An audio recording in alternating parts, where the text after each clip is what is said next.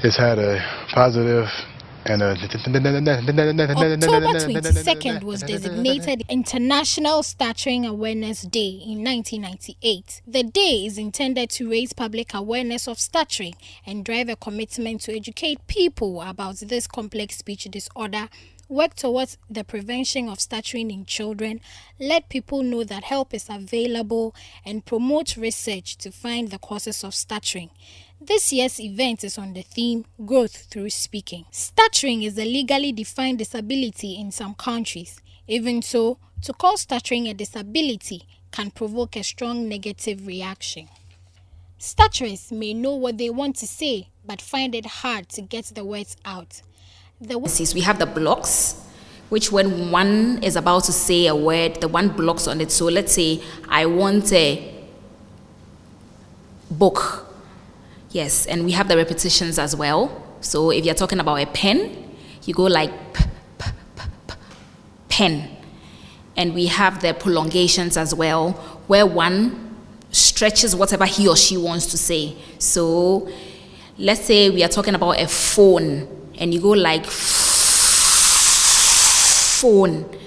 Among other things, stutterers do suffer some form of discrimination as they are either denied certain job opportunities or mocked at.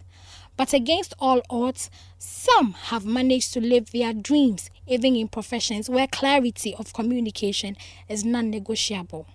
Komla Kluche, a broadcast journalist with Media General, owners of TV3, is one of such daring people. So stammering is not something that is new to my family growing up. Some section of my uncles all stammered. I was not too surprised. Later on, I realized that myself I was stammering, but I've been stammering from childhood, if I have to say that advisedly. Back in primary school through to GHS or GSS then, and then secondary school now, it was domineering. Growing up, it was very embarrassing. I'll have to be very, very frank with you. It was very embarrassing growing up with it. The best I could do at the time was to flare up. Stuttering affects people of all ages, but it's most commonly seen in children ages 2 to 6.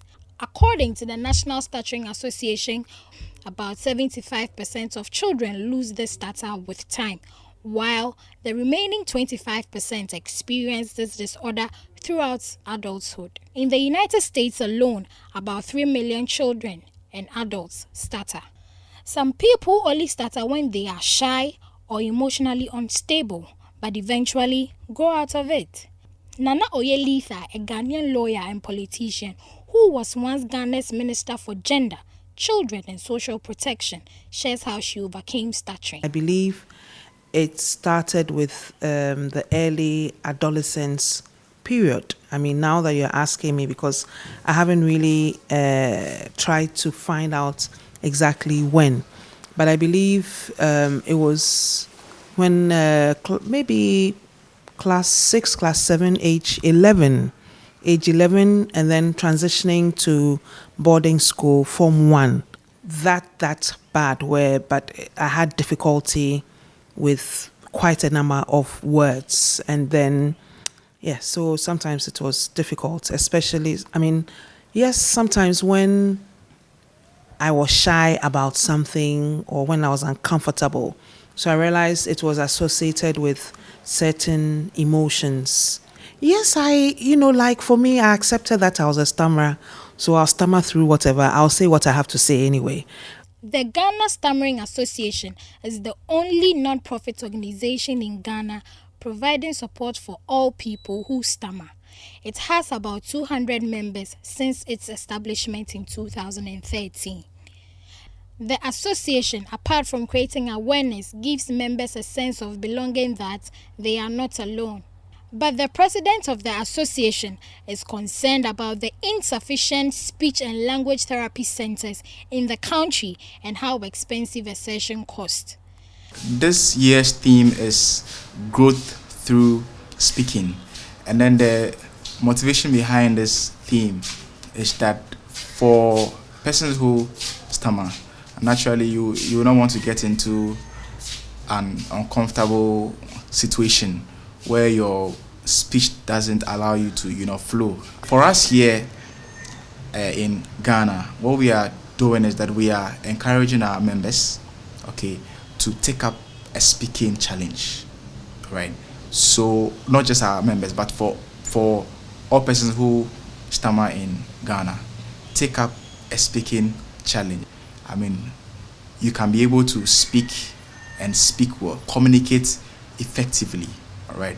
Not focusing on your stammer, but focusing on the communication that you are making. So that is the motivation behind this theme for this year. You need to go through series of sessions. The factors that likely contribute to the development of stuttering include genetics, child development, neurophysiology, and family dynamics. Stuttering may occur when a combination of factors come together and may have different causes in different people. It is probable that what causes stuttering differs from what makes it continuous or gets worse.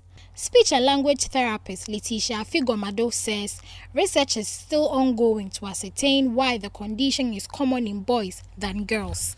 We have children coming in, pediatrics coming in often because parents notice it and then quickly want to do something about it before it gets out of hand. Research is still ongoing, but there's no specific reason why it has to do with more boys. I believe 3 times of boys than girls. But research is still unfolding as to why it is that way. For stammering, there is no medical cure.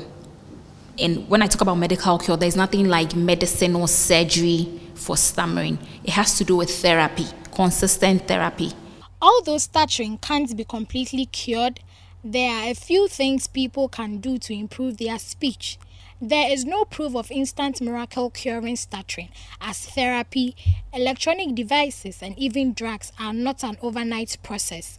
However, a specialist in stuttering can help not only children, but also teenagers, young adults, and even older adults to make significant progress towards fluencies. Ruby Constance Commodore says, parents must seek early treatments for children once they notice the disorder, since early treatment is the best preventive tool. We get very few cases of stammering because you and I know when it comes to stammering, those who stammer do not want to come out of their shell. So we work on their self-esteem, which can take months. It can also take years. We normally do not do direct therapy with the kids. We do an indirect one. So it's the people who is around the child and not the child directly. It's a bit difficult doing a one-on-one speech therapy with a child. So we normally use the family because they can. So we teach parents what to do. Prompt the child to just speak slowly. We have something we call the bumpy and then the smooth talk. So assuming the child comes to you, mom, mommy. What you can do is, hold on, let's take it again, slowly. You know when you talk in a relaxed manner, you tend to flow.